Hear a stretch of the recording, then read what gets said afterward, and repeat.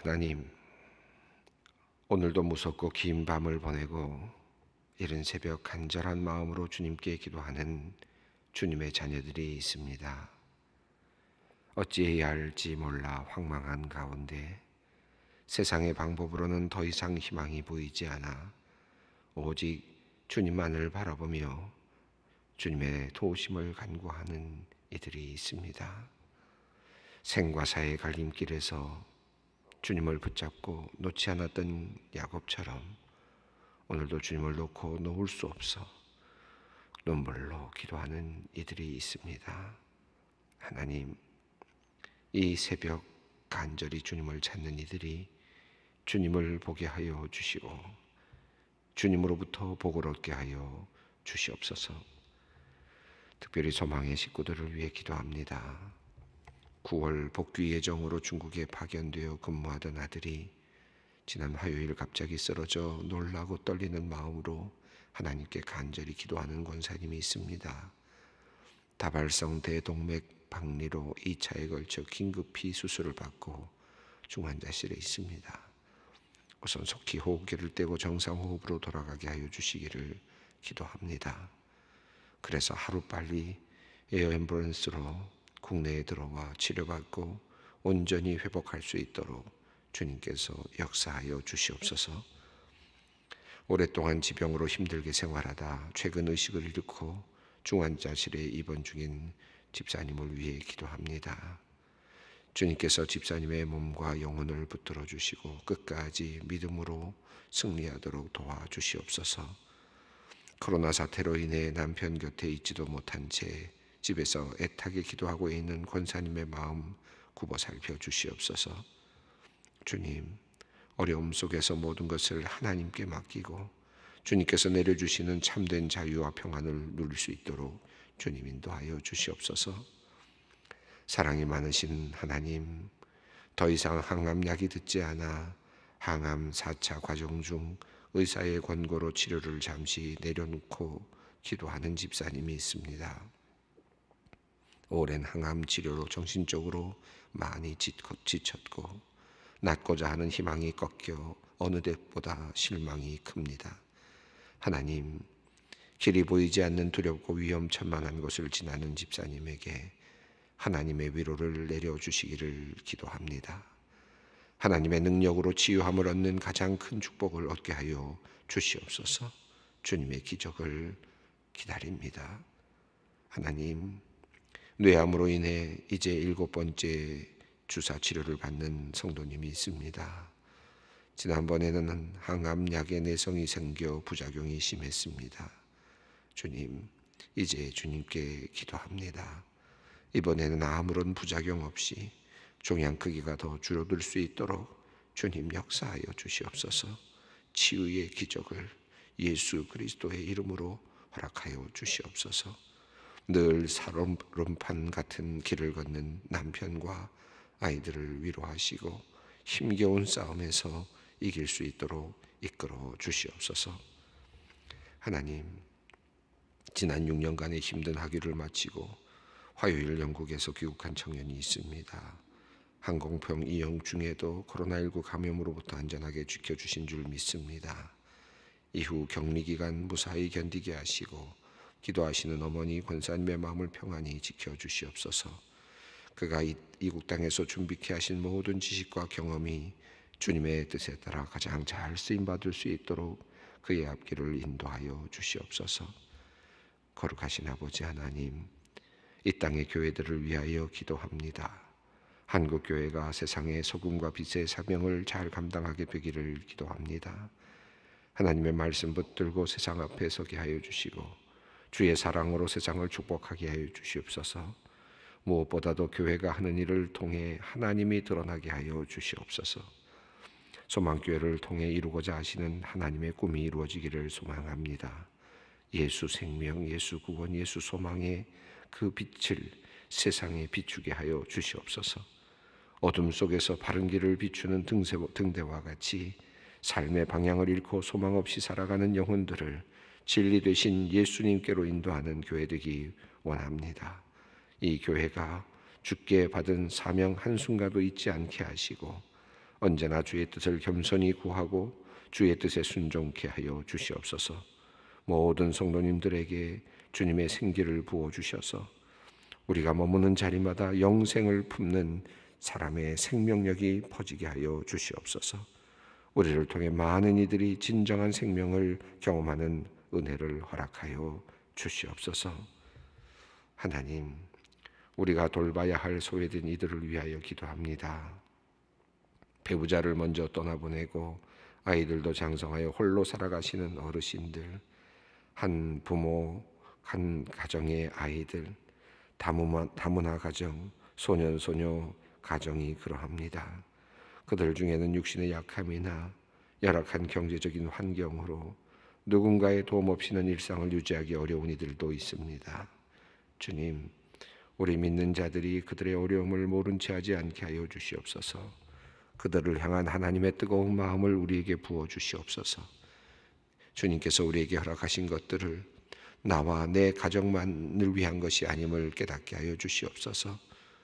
각자가 도울 수 있는 방법을 진지하게 고민하게 하시고 구체적인 행동으로 실천하는 우리들이 되기를 원하오니 주님, 우리에게 복을 더하여 주셔서 우리가 그 일을 감당할 수 있도록 역사하여 주시옵소서.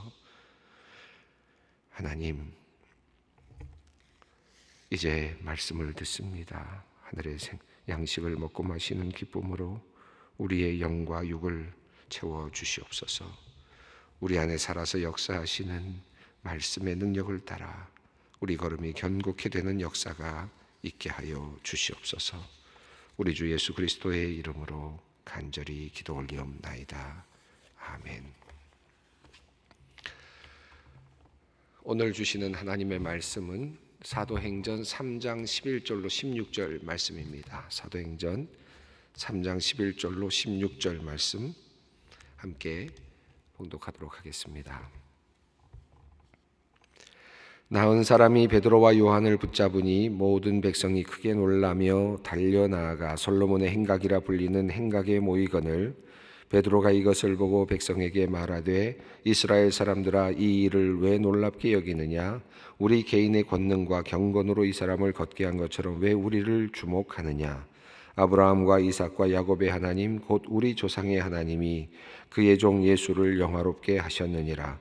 너희가 그를 넘겨주고 빌라도가 놓아주기로 결의한 것을 너희가 그 앞에서 거부하였으니 너희가 거룩하고 의로운 일을 거부하고 도리어 살인한 사람을 놓아주기를 구하여 생명의 주를 죽였도다.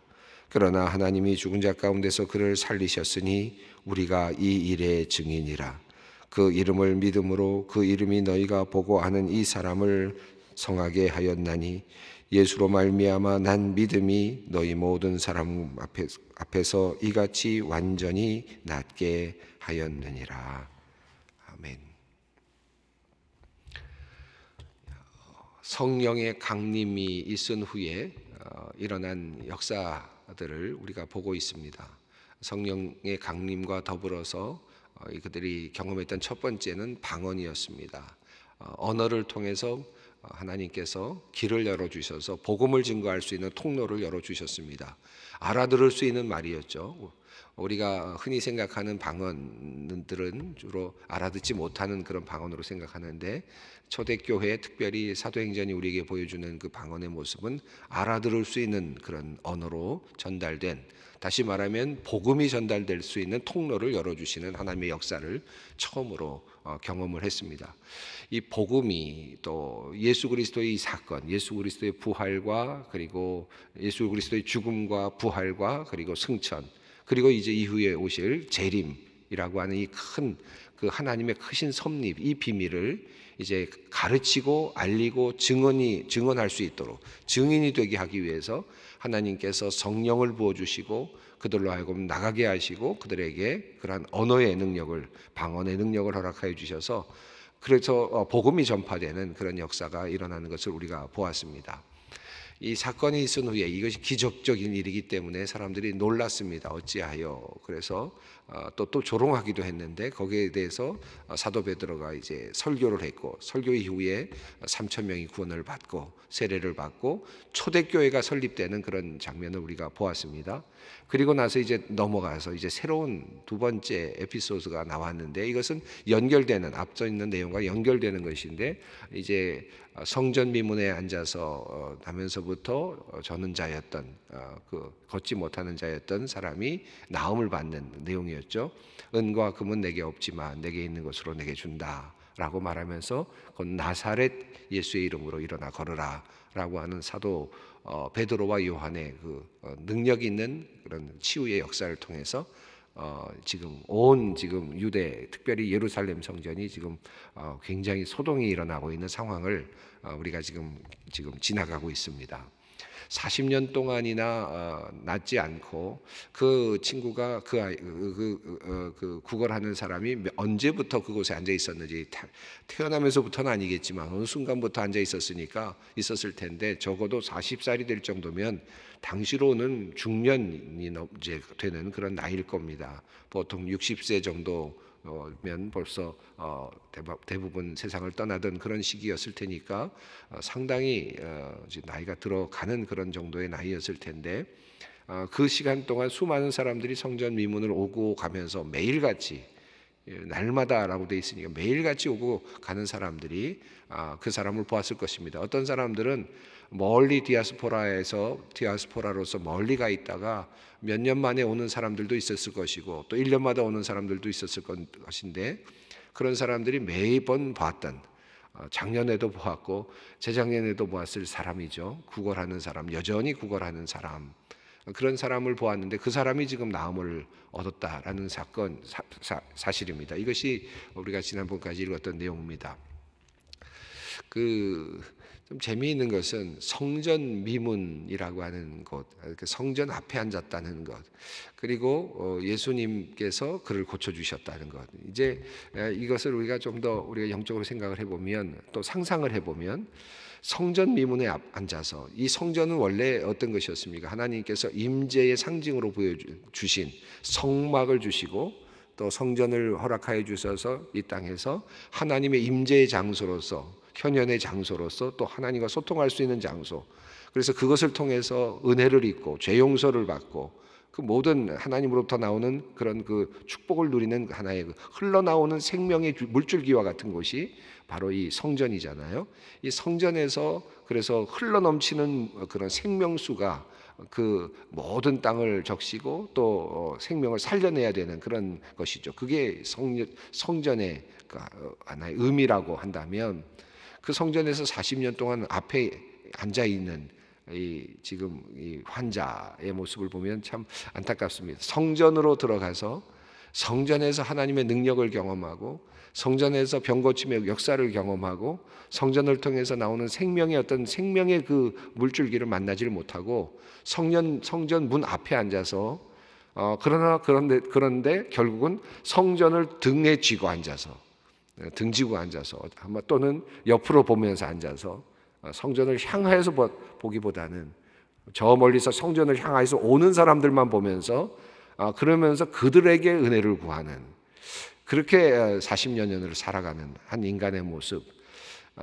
성전이 예수 그리스도의 그 하나의 상징적인 또는 하나의 모형과도 같은 것이라면 정말 성전을 지금 경험하지 못한 한 사람의 모습이 오늘 그 본문 속에서 나타난다는 생각이 듭니다.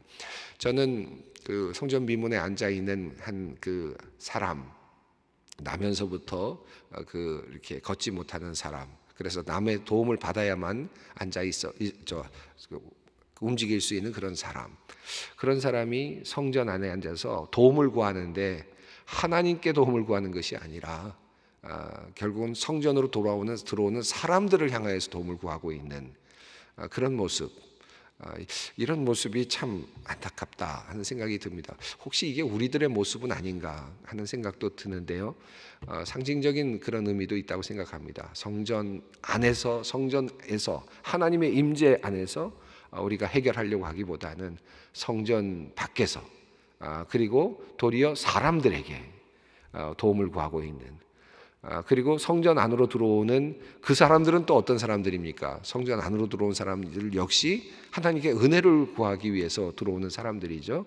그 은혜의 부스러기를 먹으려고 하는, 받으려고 하는 그런 모습의 어떤 한 사람이 보입니다.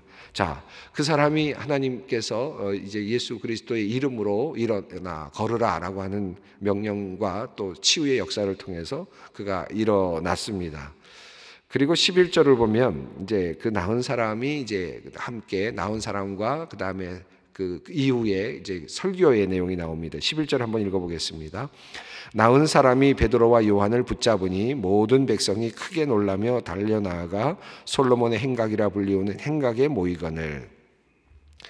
베드로와 요한이 이제 그 걷지 못하는 사람을 고쳤다라는 사실이 알려지고요. 그리고 여기서 요한을 붙잡으니라는 의미는 그곳에 같이 머물렀다는 의미로 이해하면 좋겠습니다. 베드로와 요한을 떠나지 않고 그와 함께 머무르면 너무 좋았으니까 아마 놀라운 일이겠죠. 어떻게 감히 떠나겠습니까? 자기를 이렇게 세워준, 강하게 소원하고 있었던 그 일이 이루어졌는데 어떻게 떠나겠어요? 함께 있었단 말이죠. 베드로와 요한이 그와 함께 그가 머물렀습니다. 그러자 그가 걷는 것을 보면서 깜짝 놀랐다는 겁니다. 그래서 사람들이 다 모였는데 솔로몬의 행각이라고 하는 행각에 모였습니다. 랍비들이 주로 강연을 하고 또 그렇게 설명하던 그런 장소라고 알려져 있죠. 솔로몬의 행각에 모이자 이제 하나의 랍비와 같은 역할을 하게 되는데 베드로와 요한이 이제 설교를 하게 됩니다. 이 사도행전은 사건이 일어나고 그 다음에 사건에 대한 해석과 설교, 사건이 일어나고 또 거기에 대한 해석과 설교, 이런 형태를 띠면서 앞부분에서 이렇게 전개가 되는데 이것이 두 번째이죠. 방언 사건과 설교, 이번에는 치유 사건과 설교, 이렇게 이어지고 있습니다.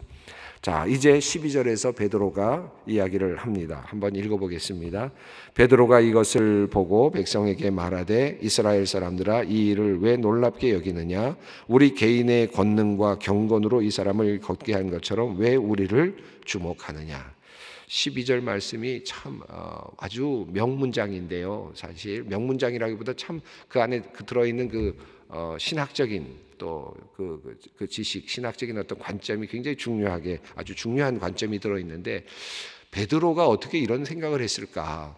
또 베드로가 어떻게 이런 말을 그 순간적으로 이렇게 할 수 있었을까 할 정도로 이것은 성령의 역사하심을 통해서 주어진 하나님의 말씀이었다. 그러니까 베드로의 설교를 보면 이 설교가 정말 정제된, 그리고 하나님의 그 마음이 담겨 있는, 그리고 아주 분명한 신학적인 의미를 담고 있는 그런 내용들로 되어 있습니다. 12절을 보면 아주 굉장히 중요한 내용을 이야기하고 있는데 이스라엘 사람들이 놀랍게 여기자, 어떻게 해서 저 사람이 저렇게 40년 동안에 앉아 있었던 사람이 일어나서 걷고 있는가? 사람들이 놀라면서 그 기적과 더불어서 이제 그들을 주목할 때 베드로와 요한을 주목했는데 저 사람에게 어떤 능력이 나오는가? 도대체 저 사람이 어떤 사람인가? 라고 하는 것에 관심을 갖게 되었을 때 왜 너희가 우리를 주목하느냐? 라고 말하면서 두 가지를 얘기했습니다.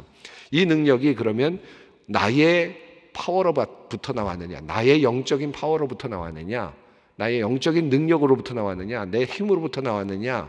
치유의 능력이 내게 있다고 생각하느냐? 이 권능이죠.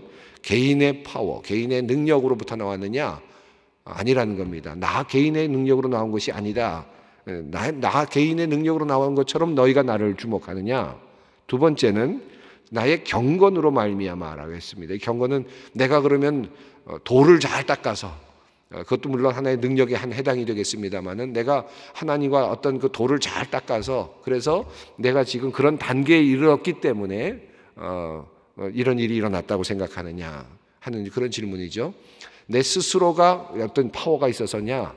아니면 내가 그걸 잘 어떤 신으로부터, 하나님으로부터 그걸 끌어들일 수 있도록 내가 어떤 뭔가를 해서 공덕을 잘 쌓아서 그러면 이런 일이 일어났다고 생각하느냐? 이 두 가지라고 생각하느냐? 왜 우리를 주목하느냐? 왜 나를 주목하느냐라고 그렇게 이야기를 하고 있습니다. 이 말씀은 이제 중요한 말인데 이 13절로 이어지는 그런 중요한 거죠. 13절 읽어보겠습니다. 아브라함과 이삭과 야곱의 하나님 곧 우리 조상의 하나님이 그의 종 예수를 영화롭게 하셨느니라. 너희가 그를 넘겨주고 빌라도가 놓아주기로 결의한 것을 너희가 그 앞에서 거부하였으니. 여기 보면 아브라함과 이삭과 야곱의 하나님이라고 했습니다. 모세를 떨기나무에서 앞에서 떨기나무의 그 불붙는 떨기나무 아래에서 하나님께서 모세를 부르실 때도 그랬고, 아브라함과 이삭과 야곱의 하나님은 그들이 지금까지 믿어왔던 하나님이죠. 모세 이후로 끊임없이 그들이 믿어왔던 신앙의 고백입니다. 그들이 믿는 하나님, 아브라함과 그리고 이삭과 야곱의 하나님, 이제 수천 년 동안 함께 내려오는 그런 하나님입니다. 그들은 그 하나님을 믿고 성전에서 그 하나님을 경배하고 그들을 매일같이 하나님 앞에 제사를 드리면서 아브라함과 이삭과 야곱의 하나님을 숭배하고 있습니다. 그리고 모시고 있는 거죠. 그분께 예배를 드리고 있습니다. 자, 그런데 누구로부터 왔느냐? 이 힘이, 이 파워가, 이 걷게 한 능력이 어디서부터 왔느냐? 아브라함과 이삭과 야곱의 하나님으로부터 시작되는, 그들이 믿고 있는 그 하나님, 너희가 알고 있는 그 하나님으로부터 이것이 시작됐다 라고 하는 사실을 먼저 연결시킵니다. 아브라함과 이삭과 야곱의 하나님이 곧 우리 조상의 하나님이, 우리 조상의 하나님, 너희 조상도 아니고 우리 모두의 조상입니다. 우리 조상이 같은 커먼 그라운드를 갖고 있다는 것, 신앙의 기본적인 바로 그 하나님, 아브라함과 이삭과 야곱의 그 하나님이, 그분이 주축이 돼서 이런 일이 일어났다라고 하는 것입니다. 그런데 그렇게 하는 과정을 설명하는데, 그 하나님으로부터 온 것인데 그것이 어떤 과정을 통해서 왔느냐? 하나님이 그의 종 예수를 영화롭게 하셨다. 한 단계를 건너갑니다. 예수를 영화롭게 하셨다. 예수를 영화롭게 했다라는 것이 첫 번째입니다. 하나님이 예수를 영화롭게 했다. 자, 그 예수는 누구냐? 너희가 그를 넘겨주고 빌라도가 녹아주기로 결의한 것을 너희가 그 앞에서 거부하였다. 바로 그 예수. 앞서는 나사렛 예수라고 했죠. 나사렛 예수라고 했는데 그 역사적인 예수입니다. 너희가 빌라도가 놓아주기로 했었는데 너희가 거부해서 도리어 그를 죽인 그 예수. 그 예수를 하나님이, 우리가 알고 있는, 우리가 함께 믿고 있는 아브라함과 이삭과 야곱의 하나님이 그를 지금 영화롭게 하셨다. 예수를 영화롭게 하셨다라고 하는 것이 복음의 내용이었습니다. 그들의 첫 번째 설교, 두 번째 설교의 내용입니다. 14절 읽습니다. 너희가 거룩하고 의로운 일을 거부하고 도리어 살인한 사람을 놓아주기를 구하여. 15절입니다. 생명의 주를 죽였도다. 그러나 하나님이 죽은 자 가운데서 그를 살리셨으니 우리가 이 일의 증인이라. 14절과 15절은 너무 재밌습니다. 생각할수록 재미있고 또 한편으로는 놀라운 그 하나의 그 논리라 그럴까요? 의미가 이렇게 막 혼재하면서 뭔가 이렇게 발전하는 듯한 느낌이 드는데요. 14절을 보면 너희가 거룩하고 의로운 일을 거부하고, 이건 좀 더 이따 생각해 보겠습니다. 예수님이 어떤 분이냐? 거룩하고 의로운 분이다 라고 얘기했는데, 살인한 사람을 놓아주기를 구하여. 살인한 사람은 그러니까 사람을 죽이는 사람, 죽인 사람이잖아요. 사람을 죽인 사람입니다. 죽인 사람을 놓아주기를 원해. 죽인 사람을 너희가 살렸고, 죽인 사람을, 죽이는 사람을 살리기를 원했고, 그 다음에 도리어 15절 보면 생명의 근원이 된 살리는 분을, 살리려는 사람을, 살리려는 그분을 너희가 죽였다. 그러니까 죽이는 사람을 너희가 살리고 살리는 사람을 너희가 죽였다. 참 기가 막힌 말이죠. 지금 하나님께서 주시는 말씀, 너희 중에 누군가를 죽였던 사람, 살인자입니다. 살인자를 도리어 너희는 살려냈고, 그 사람은 결국 뭘 하겠습니까? 죽이는 자죠. 여전히 죽이는 자죠. 죽음의 죽이는 어떤 본성을 갖고 있는, 죽이는 마음을 갖고 있는 그런 존재를, 살리는 사람을 너희가 죽이고 도리어 죽이는 사람을 너희가 살렸다. 그래서 생명의 주를 죽였다. 이 생명의 근원이 되시는 주를 죽였다. 생명의 씨앗, 이 땅에 온 유일한 생명의 씨앗, 다른 사람들이 전혀 갖지 못하는 그 생명의 불씨를 갖고 있는 존재, 바로 그분을, 예수 그리스도를 너희가 죽였다는 거예요. 자, 이것이 중요합니다. 그런데 15절 보시면 이후에 이렇게 나옵니다. 그러나 하나님이 죽은 자 가운데서 그를 살리셨으니 우리가 이 일의 증이라. 자, 죽이는 자를 사람은 살리고 살려야 될 사람, 생명의 씨앗을 갖고 있고 영원한 생명의 씨앗을 갖고 있는 그분을 너희는 죽였는데, 그런데 하나님께서 너희가 죽인 그 예수를 하나님이 살리셨다. 하나님이 살리셨다는 겁니다. 그래서 예수와 관련된 내용은 크게 보면 너희가 죽였는데 너희가 죽인 예수, 그 예수를 하나님이 살리셔서 하나님께서 그 예수를 영화롭게 하셨다. 이것이 영화로움입니다. 하나님의 영화로움입니다. 예수 그리스도를 영화롭게 하신 하나님의 역사하심이죠. 자, 이 하나님께서 예수를 영화롭게 하시고 예수를 죽은 자 가운데서 다시 살리셨다. 이것이 복음입니다. 이 복음의 내용이죠. 자, 이 살리신 예수, 살리심을 받은 예수, 그 생명력, 다시 말하면 그 생명력, 살리는 능력을 가지신 그 원초적인 그분이, 생명의 씨앗을 가지고 계시는 그분이 다시 살아나셨습니다. 하나님께서 그분을 다시 살리셨다는 거죠. 자, 그래서 그분에게 생명이 있는 것이죠. 그분에게 생명의 능력이 있고, 그 생명의 능력은 죽음에서 다시 부활하셨기 때문에 그것은 증명된 생명의 능력입니다. 그 생명의 능력이 이제 예수 그리스도 안에 있는 것이고 우리에게 영향을 미치는 것. 16절 말씀입니다.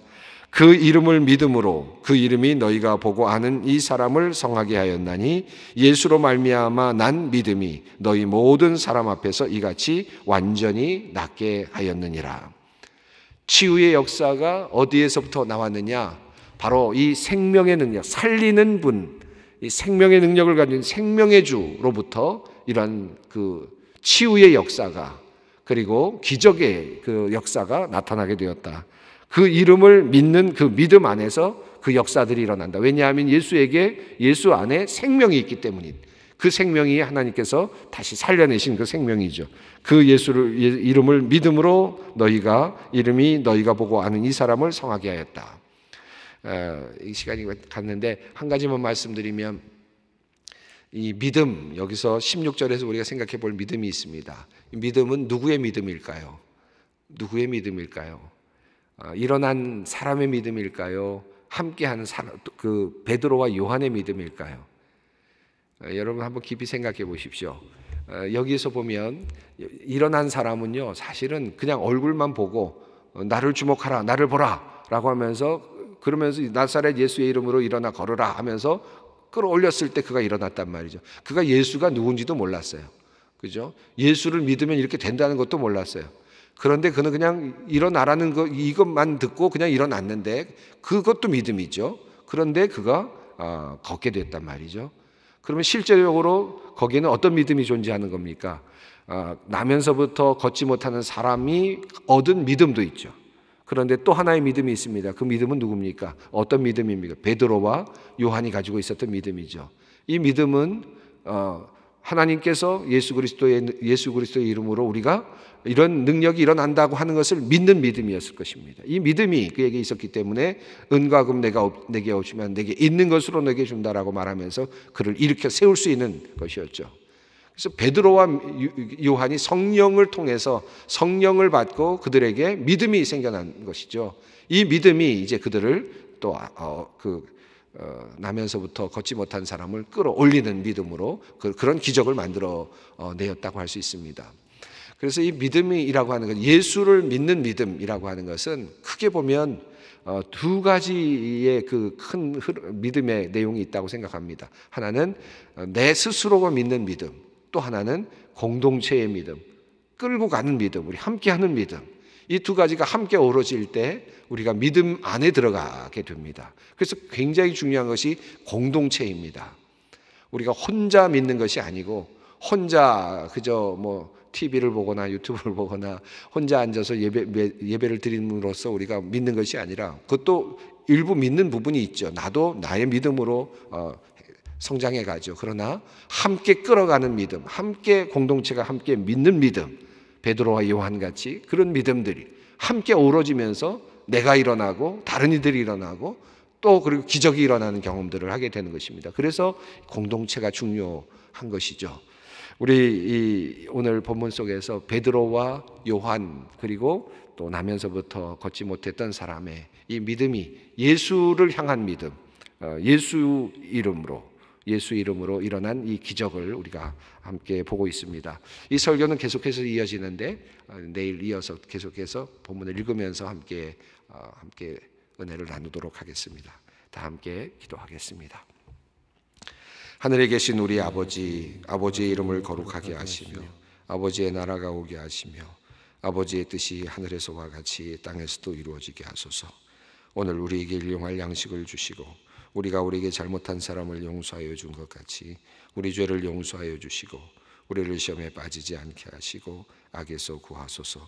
나라와 권능과 영광이 영원히 아버지의 것입니다. 아멘.